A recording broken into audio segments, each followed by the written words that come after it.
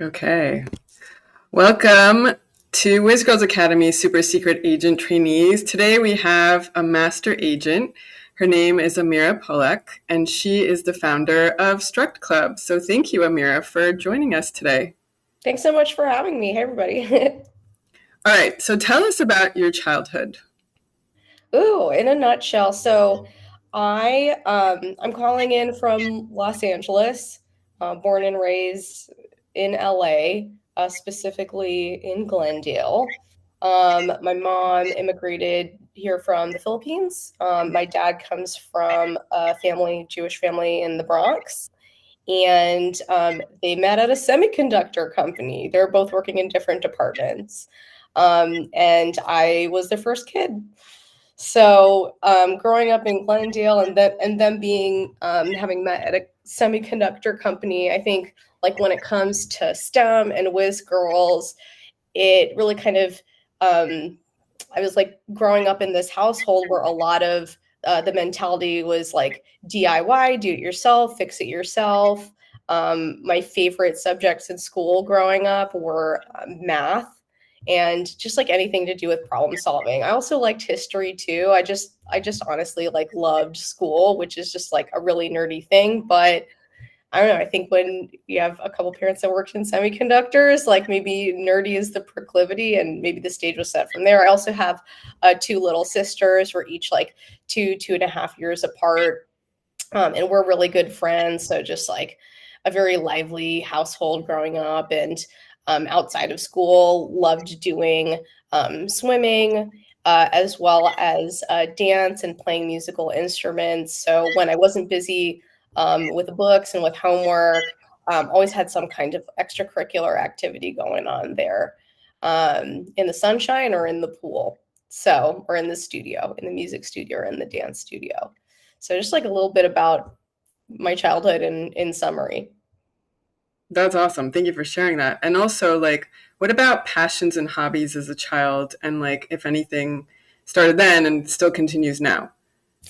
So the music piece is definitely one. Fast forward to today, you mentioned the company that I run now. It's called Struct Club.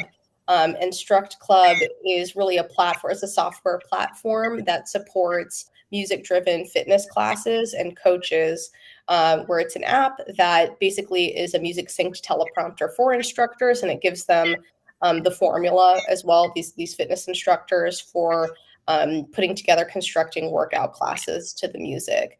So just those hobbies growing up that persisted to what it is that I do today were just really like a combination of things that I loved. I love music. I love math and problem solving and formulas. And I love being active and like bopping around, whether it was like dancing or athletics, and teamwork. All of those things, I just like try to figure out a way to carry into my adult life and my work day to day as well. Yeah, it sounds like a great combination of all those things where you get to live that every day. And that's awesome that it started when you were a child. But did you have a dream job when you were little? I think the first kind of occupation that entered my mind was just like sitting right in front of me. It was just the teacher in the classroom. It's kind of like one of the first jobs that I was aware of at all. And I guess in some ways, when I'm not running the company in the evening, I still do teach like a couple of fitness classes a week. So in a small way, while it's not like in the school with kids or with students of more like traditional classes, it is with workout classes. I think that I don't know, I just like didn't really think about jobs a whole lot as a kid growing up. I was just like really plugged into school and extracurriculars in my day to day, and just kind of like trying to do well with what was in front of me. I just remember like the first time I was asked, and this was in middle school, from like a counselor about jobs growing up. I was like, I don't know, maybe like a psychologist or something. I think psychology is really interesting. And this person was like, good, because you need to really think about your jobs and like what you need to do right now. And I feel like if students aren't doing that by like 12 or 13 years old, it's going to be really hard.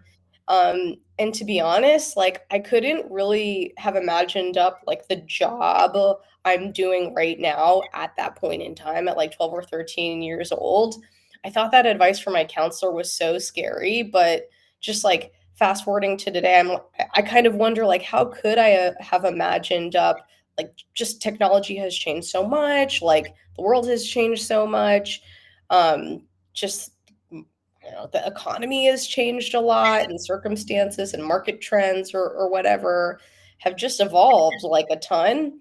And so I think like if anything, adaptability and just using those core um, skills of problem solving and just like following what excited me and my passion was able to enable me to be adaptable to and continues to enable me to be adaptable to whatever changes that happen out there in the world.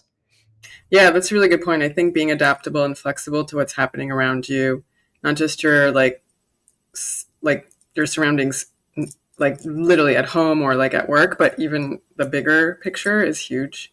And that's a really good point. Okay, when did you hear about STEM? I have to really think about the first time I heard of this acronym STEM.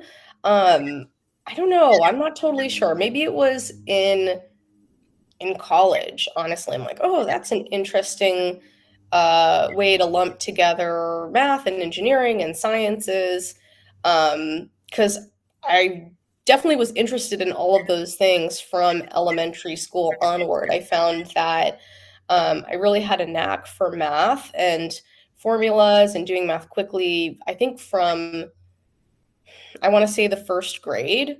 Um, but I didn't really have this like term STEM the way that it has become really trendy. And I actually found too, by the way, there are like times where I liked math, but I didn't really like doing dissecting fetal pigs freshman year of college. And I'm like, oh man, this formaldehyde really stinks and this is creeping me out. Like me, or syringes for they're just like some things where it's like, oh, this grosses me out. And for other things where it's like, wow, this is actually like a really fascinating topic in science, like physics. So I don't know, for anybody who's listening who feels like, oh, well, jumbling just like bundling it all together, like I don't love every single discipline in STEM, but there are certain things that I do really identify with and plug into and find fascinating. I think that's okay too.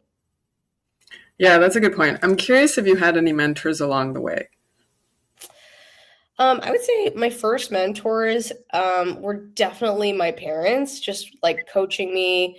I remember there were just like, I don't know if I would call this like a core memory, but in like preschool when we were learning to tell time, I wasn't like immediately like good at learning um just like topics in school in the way that they were always presented. So like there was a day I remember we were trying to learn how to tell time and the whole clock thing, it was just like not making sense to me. And so I had to go home and I was telling my mom and dad, like, here's what I learned at school today or what I was trying to learn. And I just like totally don't get it. They would sit me down and be like, okay, just like break it down one thing at a time, one on one. I found that like just on the topic of mentorship, I actually do a lot better as a learner in a one on one setting and always have like just some of these big classes growing up as a kid in LA. It was just sometimes like hard for me to absorb information.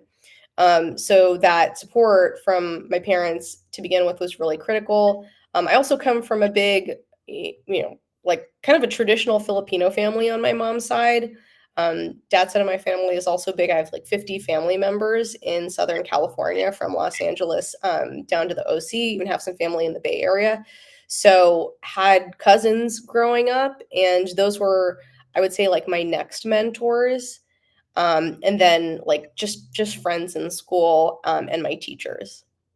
So yeah, not like any, I guess, like famous or just sparkly mentors that people might consider like exciting, but just the folks that were really like in my immediate vicinity, which is a privilege because it's not something that I think like ever from what I've come to learn that everybody gets. So, really fortunate that that was like directly accessible. And then when I ask for help, I think that's like a hard thing too. It's like, oh, am I going to look stupid asking for help? Like, am I going to be punished? Are people going to think I'm dumb? Like, that's just such a thing. I just remember that being such a thing, feeling a lot of that like insecurity as a kid. But yeah, if I like didn't ask the questions or like express like confusion, like nobody would have helped me out.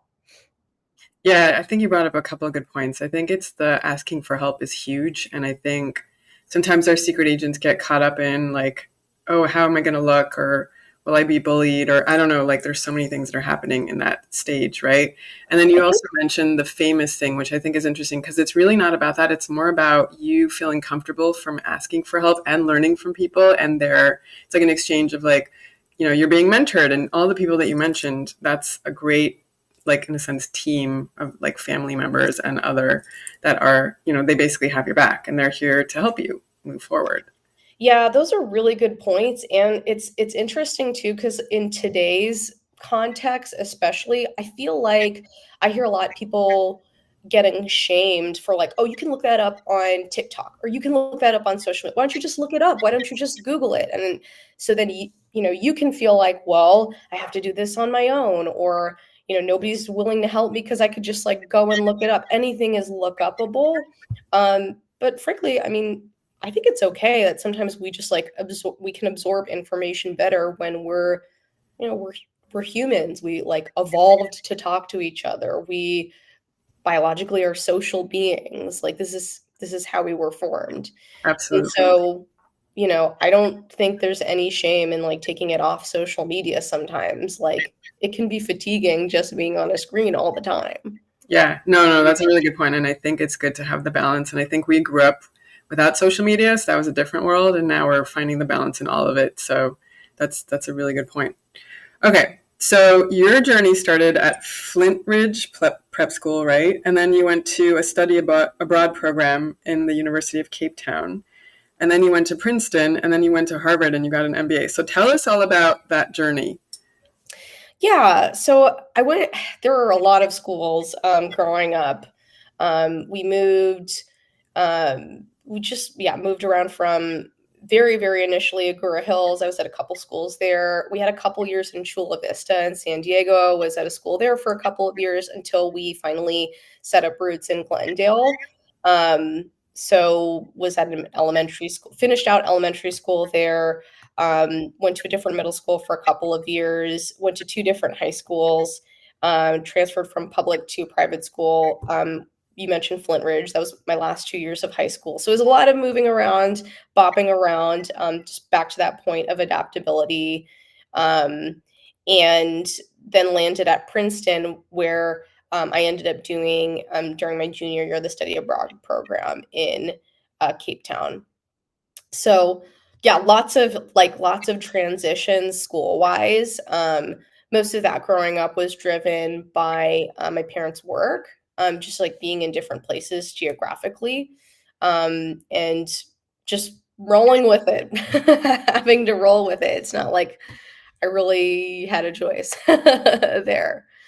So that's just kind of like in terms of takeaways up through college, the adaptability piece, and then at a certain point, when I was in college, luckily the just the study abroad program was a choice. There were some parameters with like the major that I was taking, just and my concentrations in school. So I decided to study public policy and international affairs, and I just kind of had this like, I don't know, sometimes we have these like dreams that pop up, just like for some reason in my head. I've just like had this dream of studying abroad at some point. I really didn't travel internationally at all growing up. For the most part, like until college. There was like one trip that I took to Australia in at the end of elementary school is like my only abroad experience until college. So I really had this kind of like thirst for getting out there in the world. And that was the first chance that I actually got to like live somewhere abroad. And it opened my eyes a ton. I think it's just really important to just like physically get to go and experience just a variety of cultures and meet different people. It was a place where nobody had really heard of like Princeton. Definitely, like probably most people. I mean, most people had heard of Harvard, which is where I went for graduate school. But I think that was a really great perspective because there was so much obsession growing up over like, oh, which college are you going to, especially in high school, like, oh, SATs and test prep and getting into college where lo and behold, I was like living somewhere for 6 months during my study abroad program where it really, that stuff didn't matter at all. So you're forced to ask, like, okay, like, who are you as a person? What is your identity and what does matter? And there were just like totally different levels of just like socioeconomic disparity that I hadn't ever been exposed to growing up. That was also really informative in just getting a broader perspective on how most folks in the rest of the world live. I think that's really important. And that connection actually um, between that and our consumerism day to day. I think there are things that we have to like look at in how we do things and how we consume things day to day and draw that connection with the rest of the world. And it's just something that I learned is not represented necessarily accurately on social media. There is not amazing internet in every single corner of the world. And so therefore people who aren't the ones like representing themselves on like digital and social media. So anyway, I could go on and ramble, but there are like lots of things that I got to learn, continue to absorb and reflect on just from those experiences. Yeah, no, it sounds like all good stuff. And I think it's interesting that you chose Cape Town in a sense, but then also, did you go directly from Cape Town to Princeton or you took some time off? So I was at Princeton just contiguously from freshman year through my junior year fall, and I took junior year spring to study abroad in Cape Town. Oh, got it. Okay. And then after that, you came back and went to Harvard directly, or you waited a little bit? So I finished out after my junior spring in Cape Town. I did my full senior year at Princeton. I went to work for 4 years and then did my MBA for 2 years. My master in business administration at Harvard Business School for 2 years.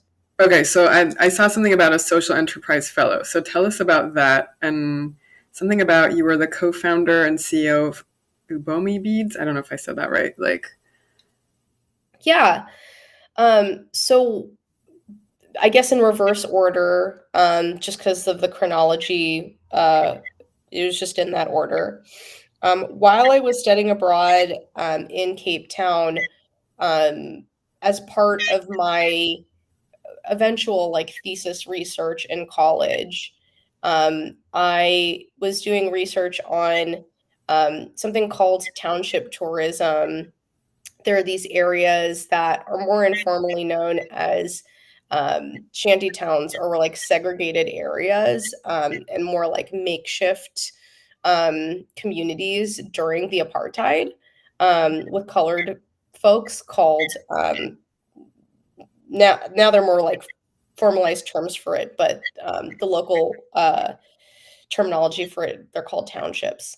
And they were actually kind of like pre the popularity of Airbnb, like bed and breakfast style kind of local businesses in those areas. And I thought it was really interesting, like as a contrast to big giant buses that would roll into these communities, kind of like they were zoos. And folks themselves, like local community members, kind of providing a business by contrast of like letting people into their homes, hosting them, cooking meals for them, and saying, like, this is my business and this is my life. So people who were touring could get interpersonal, like direct contact and exposure to just the way people live there and be able to support them directly. So through that, I met some hosts who were also offering us like jewelry that they were making through recycled magazines. And it was actually like really pretty jewelry and like very inventive and interesting and cool. And so we like a couple students and I who were like staying at the homestay bought some of the jewelry, brought it back with us. We just like wore it all over Princeton, and people were like, "Oh, could I like that looks really cool. Could I like get one as well? Could I buy one too?" Really cool. Or like, could Yeah. you? There were like jewelry pieces with lots of beads, and people were like, "Could I just like even have one bead and wear it as a pendant on a chain?" And we're like, "Oh, that's really interesting." And so we actually like started this business by like taking one or two of the necklaces with tons of beads, breaking it up into kind of like single pendant necklaces and reselling them and using that money to buy more beads from these local, I guess, like some you could call them artisans or just like bead makers. And the person that we initially bought from then was like, oh, like in order to fulfill this demand, I need to bring in like more. They were all like women, moms in the community who also like made beads, and we just kind of had this like back and forth. And there were like a few people that we studied abroad with who were like, hey, can we sell this on our campus over at like this college and this college over here? So kind of like expanded a bit from there, and that was kind of this like social enterprise, so to speak, that was yes, like business driven, and also like impact driven. And we would find that like these artisans that we were purchasing from, they would like then invest in like their kids' education or like tuition for like college for kids that were in the community, or like expanding a house in the community to host more B&Bs. And so they would just like kind of take that capital and like use it to grow just like local business and well-being and education in the community. So anyway, it was just like a really cool initiative that we ran for a few years, just like a couple student friends and I who had like studied abroad together. It's kind of interesting because I like just had brunch with one of these friends like last Friday. And it's just yeah, cool to be able to catch up and see how like everybody has evolved and like what everybody's doing these days. Yeah, that's really cool. It sounds like there was an opportunity, and as an entrepreneur, which is who you are truly, like you found that you can make a difference and still do something cool. And like the jewelry, everything sounds like right up my alley. It's all about social impact. So that's very, very cool. And what ended up happening at the end? Like, did you sell that, or like how did that?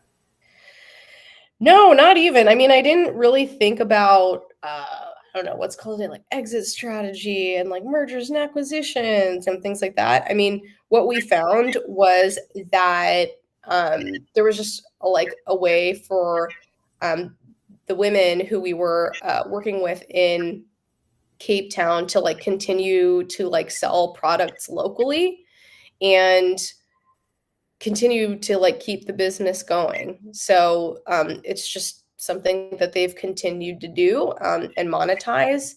And yeah, like we didn't, I don't know, none of us who were like running the business from over here were like fashion whizzes or anything, or had a like a vision for or like desire to or like knack for doing that. And so yeah, we just like saw that the just business activity like continued to go and grow in South Africa, and that is just like how it's continued. Those women continue to like run their business. So yeah. Very cool. Okay, so next I think you went to SAP and you were part of the global corporate affairs and youth like program. Is that right? Yeah, I started at SAP in a corporate social responsibility role, which was then absorbed into like the communications department. And so there was kind of like always a continual like intersection between just kind of like the social impact as well as the business there. So that at SAP, their approach at the time combined just like impact on. It's interesting because like this is very adjacent, but there was like a focus on investing in or really like philanthropy in STEM education. SAP has like a number of tech schools that they've funded, and like STEM nonprofit organizations as well, just really with a focus on propelling, particularly in communities that are not as wealthy, just like a variety of like STEM education, like engineering and math programs.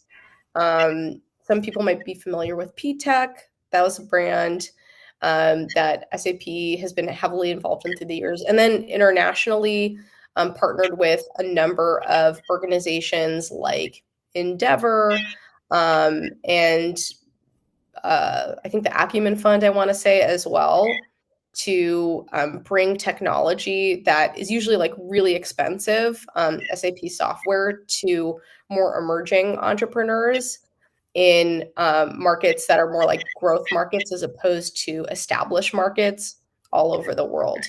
So it was an interesting approach of like donating technology or like partially donating technology and making it more accessible to, but like at the same time investing in high growth, high potential, accelerating markets, which is a socially impactful approach for sure. It's also like smart from a business perspective. Just really asking that question of whether it was like with youth or with these newer and high growth, high potential markets, like how can we play a role as technologists? I think this is like a convertible question to anybody who is a technologist. Like, how can you be an agent in investing in the next big thing? What is the next big thing? And like, how can you be involved in being part of growing it and be part of that impact?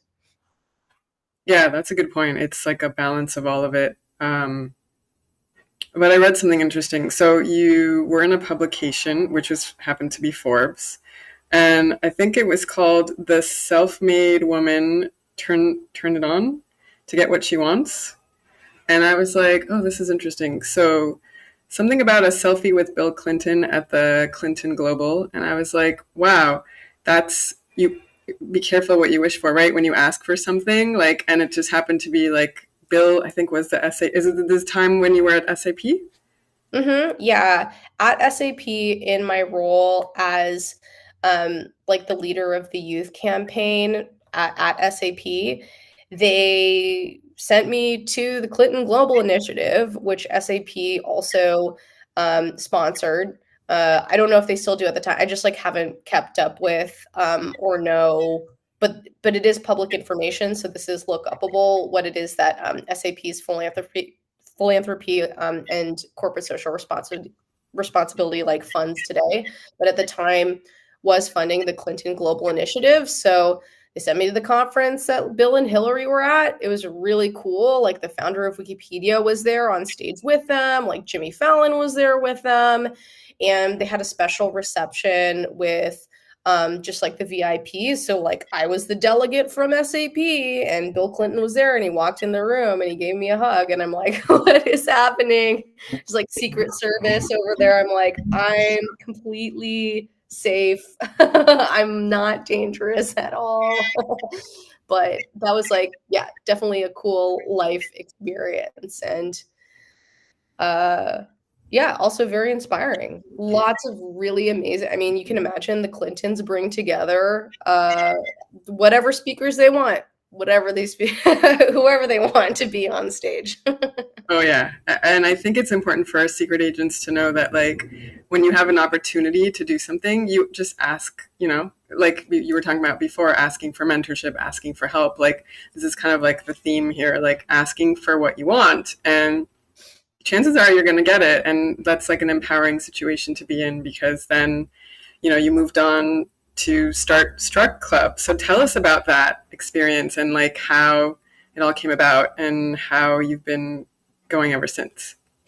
Yeah, I mean, one of the reasons that I, on a pod like this, sort of jump into the details of like, well, this was the process and this was the process, is because that a lot of these processes for me have actually like been the same, but in different flavors. And I kind of like described the process around like ubomi beads, or like described process of just like even growing up, like DIY, like solving a problem. Like there's a problem. I like didn't know how to tell time. And so like I asked for help, and then you just kind of like follow the breadcrumbs and you see where people lead you, and you respond to the questions that people ask. Like, hey, could I get some jewelry like this, like with ubomi beads? Like, yeah, actually you can. I mean, it's not rocket science in this case, but here's the process. With Struct Club, so Struct Club and what I do today, I mentioned a little bit about it. Software supporting fitness studios and fitness instructors who teach group classes to music. Started when I was at Harvard Business School, and I decided that I wanted to start teaching fitness classes and see what that was like. And I got like a certification, just my first fitness teaching certification, specifically like for indoor stationary biking, indoor cycling. Some people know it as spinning. It's another term for it. It's actually a specific brand of like bike, as well as education. And I, at first, I was like, oh, this is going to be easy. Like, I know how to sit on a bike and move my legs, especially a stationary one. I know how to speak in front of people, and I can definitely put together a playlist, like, no problem. And I actually found that teaching cycling classes was somehow like really difficult. I think the biggest thing, the biggest reason for that is you're trying to like coordinate everything over music. And it's like presenting for 45 minutes over music, but everything in the workout also has to coordinate with the rhythm and like the structure of the songs. So it's a discipline that's like kind of constantly distracting, just because of how music actually like interacts with your mind, and is just like taken over by how your mind is just like taken over by and engaged with the rhythm and the sound at all points, and how your body becomes then engaged with that.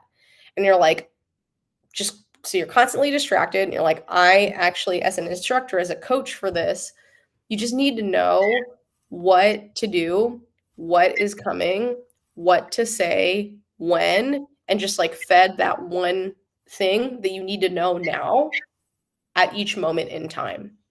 So that is what I found that I needed as a fitness coach, and otherwise would take me like 10 hours to prepare and repetitive practice. And by the way, there are 70,000 new songs that get published on Spotify every day, and you have to keep your music fresh if you want to keep people engaged. And that presents a new learning curve every day. So that curation process of like potentially like 10 hours of work never ends. And it's definitely not scalable. It's just something that nobody has really all the time to do. So I just kind of wanted, I'm like, there's got to be an app for this where this is just like done for me already, right? Like in this new age of like automation, especially now, it's like, okay, we don't all have to be re-listening to like the same top hits to like construct a workout, especially one that's on a stationary bike. So that envisionment of like, hey, this is definitely something that like needs to be. I couldn't find a solution for it for a long time. I was kind of like DIYing it for a bit. And then yeah, did a little bit of research, saw like, oh, there's like definitely an opportunity here. I'd like love to work on this full time. And just, yeah, kind of like went from there. Yeah, that's awesome. It sounds like a lot of moving parts, but they all come together in this like magical experience. And I'm like itching to like try it when you're talking about it. I'm like, oh, that sounds kind of like Soul Cycle, but a little bit more advanced and a little bit different and very cool. Very, very cool. Okay, so in the midst, you've like volunteered, you've done a ton of speaking, you've been featured in CNBC and Apple Newsroom, you've been the chairperson for Business Today board, like a ton of stuff. Like, how do you balance all that stuff?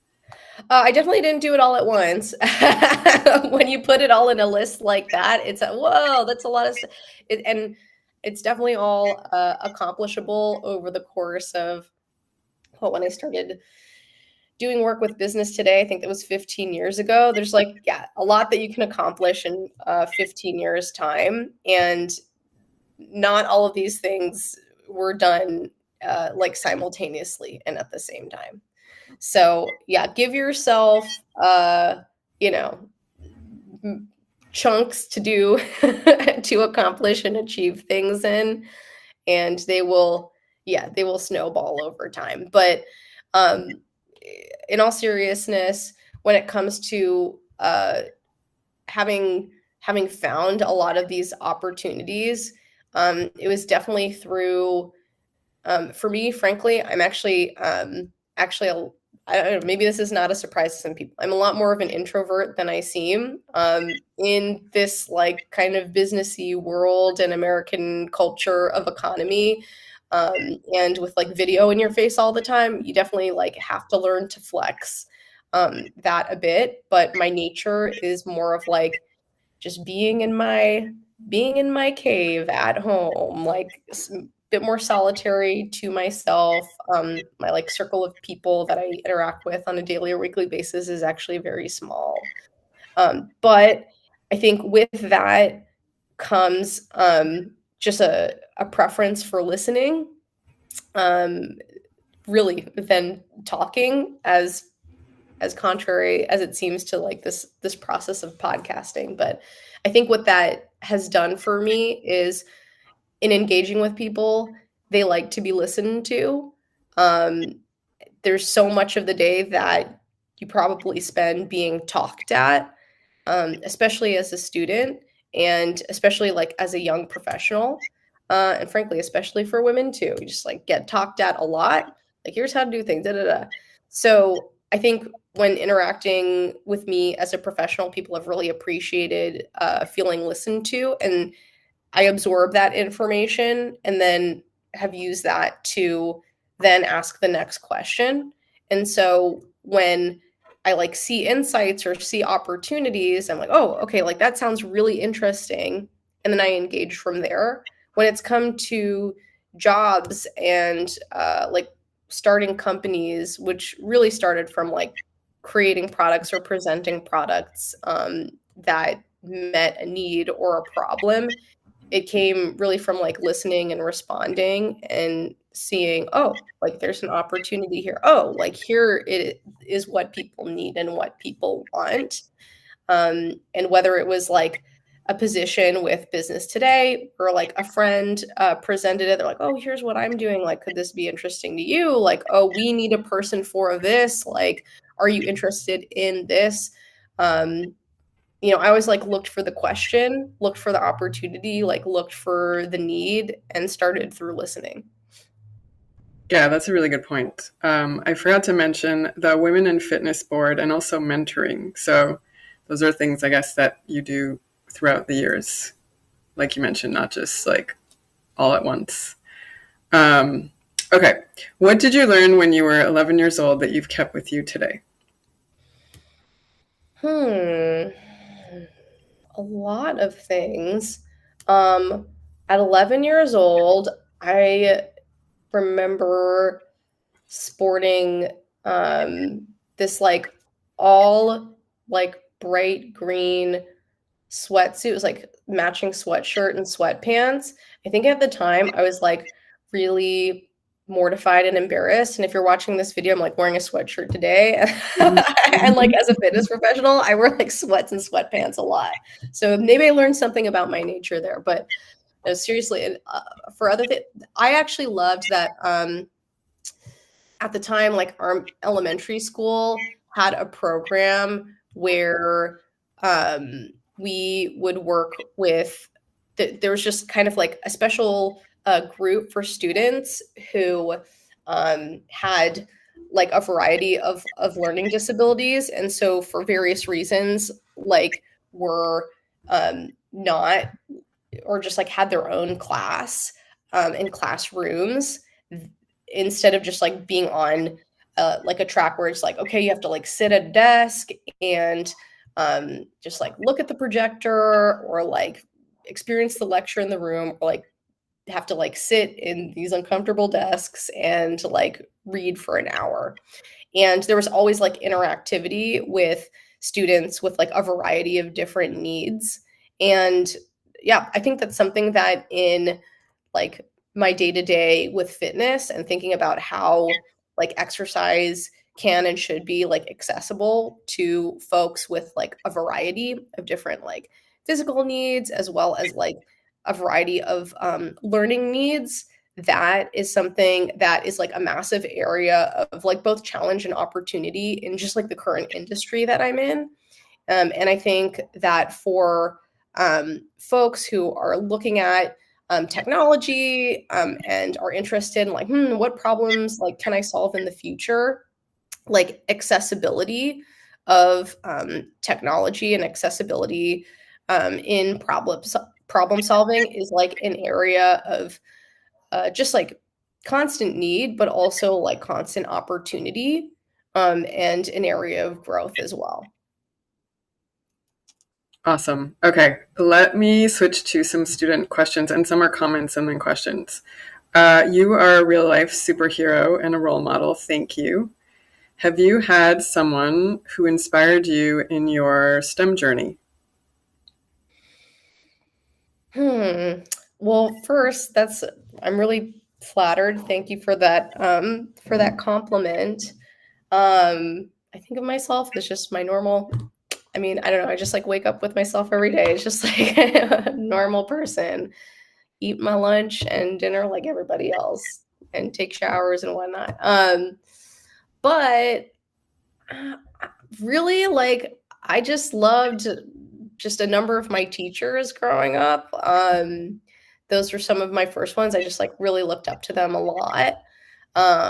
Parents, my grandparents, my aunties and uncles that I was lucky to have growing up. Not really like superhero or like celebrity types of folks there, but just yeah, had a lot of.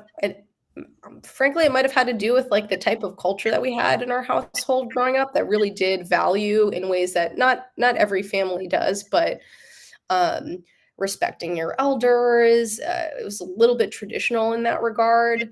But I always had this like reverence for the adults that were immediately around me, and I just like thought they were so cool. Awesome. Okay, there was another part to this. How did their encouragement help you become even more awesome? I think encouragement is, definitely like one method of giving a person momentum. If somebody's I mean, they're just like bad days that come and go, right? You can probably notice I sound a little bit congested right now. Like I've had a week where I've been sick, they're just, we need like, what is it? I like use this term like wind in our sails as like boats on the water. And sometimes the water is tumultuous. And so it can be like, yeah, that encouraging affirmation that just like gets you back up and keeps you going, because there will be tons of hard days in life and challenges for sure. There will be weeks for very, very certain. I don't know if you can avoid this at all, where you will get sick, right? Just like I am right now. And you need to get back up again. And it's how we get back up, and just the ability to adapt and stand back up on our feet that help, and that encouragement on those like lower days, especially, can really jumpstart, just like jumpstart the engine, if you will, and like get it back and going. So true. So true. Okay, next question. What superpowers do you find that you have that have pushed you to where you are today? Apart from some of the topics that we were talking about earlier, such as, really listening deeply, and observing and responding, um, as well as just like, I don't know, I think sometimes like superpowers for me are like, what are the things I just like really love to do? And then, just people say I'm good at it, but it's just kind of like, well, it's because I don't know, I just really love it. And people like seeing, I think people can be very energized by like seeing you be passionate about something. The like, I guess this hobby that's turned into a job that I have of like moving to music and like kind of like choreographing moving to music, that I've just like turned into my occupation, could be considered another one. Um, I don't know. I think like folks have liked consuming like some of the content that I've put out there in terms of ideas and stuff, but um I think just in some ways too, just being like a super um, self-aware person. This is one like tip that I give to a lot of mentees. It's like, know thyself. You got to like learn about yourself, know thyself, and as long as you're grounded in that, as a business leader, when I'm speaking to like fellow executives and things, I talk about like your core values, like what do you stand for, and like really knowing that well, or just getting to know that over time, because it's like, well, how the heck do I figure that out right now? It's a journey for sure, but it just helps you to like hyper focus, and propel your goals in life when you're like, all right, well, I think there is this thing over here that could be a distraction. Somebody's trying to pull me into like this project that they have, or something else that doesn't align. I mean, there's just like so many things that can come at you, in life, that could distract you. People, especially as you build a brand out there, they'll be asking for your time or your money in some way or another, and the question comes to you of like, how do I focus? How do I like get the things that I need to get done, or that are the highest impact things that are going to make the most impact? How do I get them done? And you find you have to like prioritize.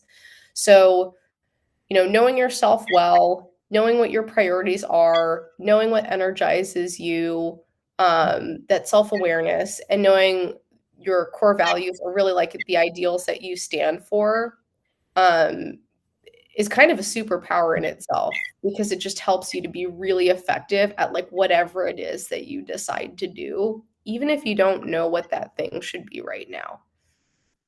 That's a really good point. And on that note, what advice would you give our aspiring secret agent trainees in the audience? Apart from know thyself, I think there are just a lot of, I listen to a lot of podcasts that are like this too, and conversations where I'm like, oh man, I just like really love getting inspired, and this like super effective person who's like done all these things. Like, I just want to be like them, and it's really cool. And you also have to, on in it, I think like in addition to, or like alongside being hyper productive and like doing all the things and making all the things happen, I think there's this kind of like important conversation of like giving yourself time to rest and recover. I have like, especially over the past, I would say 3 or 4 years, have had to like relearn how to do some really basic stuff well, like sleeping and nutrition, and like my vitamins and supplements, so I get like the nourishment and the proper minerals and vitamins that I need to be like fully healthy and effective. Like getting that down, I know it sounds like really basic and not like a super duper insight, but the crazy thing that I've found, with a lot of entrepreneurs and people who are just like, oh, like these hyper, like their health goes by the wayside. Their sleep starts to go by the wayside. Their like mind is active like all through the night. And there's kind of, they stop like taking care of themselves. And then my question becomes like, how can you be like fully effective and like a rocket ship and do all the things that you want to do if you're not just like taking care of your basic like body, your well-being, your mental health?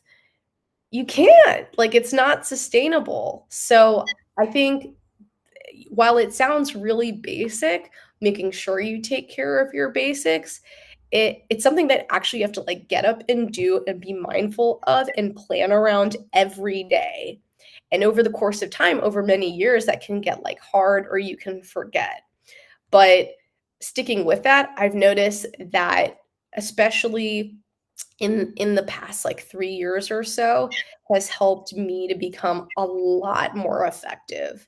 It's really, it you can feel the difference when you can like you're focused enough and energized enough to get something done really well in like an hour of time versus like 4 hours of just like being cloudy headed or like feeling like tired or something. That's just not, yeah, that's just like not the way that's like ideal to do things, right? So I think that's something that can get like left out of these like hyper productive and like super agent types of, not this podcast specifically, but like other podcasts that I listen to where I'm like, hey, don't forget this. Yeah, no, that's a really good point. And in fact, that's why we started doing like meditation and fitness and healthy eating at WhizGirls Academy when we do the hackathons, because we all have to have healthy, balanced lifestyles, especially with tech, because we're all on our phones or iPads or computers. And even in college, I've heard, college students when I was teaching at USC complaining about how they're not getting enough sleep, they're not eating well. When it's finals time, everything goes by the wayside. But this is all, practice for habits that come in the future. So I'm glad that you brought that up because it's really important in general. And especially as an entrepreneur, it's more important because you want to do something to make a difference in the world and you got to take care of yourself first. Absolutely. I'm so glad that WhizGirls focuses on these things. It really is so important. All of these skills are, and I mean, sounds like basics and maybe you've heard it before, but like, are you meditating every day? Do you have that routine down? So yeah, it's just like not as easy as it sounds. Yeah, no, that's a really good point. Okay, so looking to the future is exciting. What do you imagine for girls in STEM down the road, and how can we make sure that everyone gets a chance to be part of the STEM adventure? I mean, as a technologist or somebody just like who nerds out, aka like loves to nerd out about these things, obviously there's just been this big wave of conversation around AI, artificial intelligence recently. And one of the questions that, I mean, I'd be interested to hear what like anybody has to think about this of like what does that mean for your future and like propelling and accelerating the things that you want to do, taking out some of the things that you may not want to do, and even some of the things that like worry you about AI in the future and what we need to do to like prevent stuff that, kind of like potentially can really like threaten our way of life or just things that are productive in the way that we do things and that are really like valuable in I mean just like so many facets of like society. So I think that it's something that's been, I mean, this isn't like AI isn't a new topic. I know there's been a new wave of like generative AI, especially like technologies and conversations in 2023. But I do think that there are going to be like so many implications for that for girls in STEM in the future. And I'm curious really to like hear what people think about that. I hope people will reach out on like social media to like let me know let me know your thoughts because you are the future. Yeah, that's actually a really good point because I was going to ask you next, like, how can our special secret agent trainees follow your journey moving forward? Is it Instagram? Is it LinkedIn? Is it your website? What's the best way? Yeah, I'm responsive to all those things. Like all of the contact information there, whether it's on Instagram or like for some of you who are on LinkedIn, or like even if you reach out via like Struct Club's website and just like, yeah, Google me and find contact information, it will all get to me. It all goes to the same place. It'll all go to my phone. So very easily accessible in that regard. Awesome. Thank you so much. Okay, we're going to do key takeaways in a minute, but first we're going to do our 60-second quick answers. So, favorite toy as a child? Legos. Ooh, building. That's awesome. Favorite video game? Oh, Super Smash. Nice. Favorite superhero? Oh, Spider-Man. Nice. Spidey senses all the way. Love it. Favorite sci-fi, and it can be Star Wars or Star Trek or both. Oh, definitely. I have to give it a Star Wars. I have to give it a Star Wars. The Force is strong. Yes. Let's see, what else was I asking? Oh, favorite animated series as a kid? Pokemon. Nice. How about, did you watch any TV shows when you were growing up? Oh, too many TV shows. What era? I don't know, anything that comes up that's like fun for you to share. Rugrats. Oh, okay. How about any shows now that you're watching? I feel like we've been watching some oldies. There's like this is like real. I don't know. This is real throwback, but we just finished up Police Squad with like Leslie Nielsen, which was a precursor to his movie The Naked Gun, of Oh, which there are two parts. So yeah, I'll have to watch that. It sounds funny. And I oldie really but love goodie. Police Academy. So yeah, that's awesome. Okay. Thank you for sharing. We're going to do key takeaways and let us know if we missed anything, please. Keep your options open, become adaptable and flexible to what is happening around you, find what interests you and what you are passionate in, gather what you learn and try to break it down to understandable pieces, push yourself through difficult boundaries. You can make a difference and do something cool. Find the resources that will support you. Be a self-aware person and learn about yourself, know thyself. Determine what you have to prioritize and focus on. Get inspired, be hyper-productive, and make sure to take lots of well-needed rest. I love it. I love these takeaways. You did a great job at really summarizing these into the simple core messages. Awesome. Well, thank you so much for sharing your time with us, Amira. I am sure that our super secret agents will be kind of reaching out and wanting to learn more about you and your journey going forward. And we're so grateful that you spent your time with us today. And we'll be back again tomorrow at WhizGirls Academy with another super secret master agent. Thank you so much. Thanks, everybody. Thanks for having me.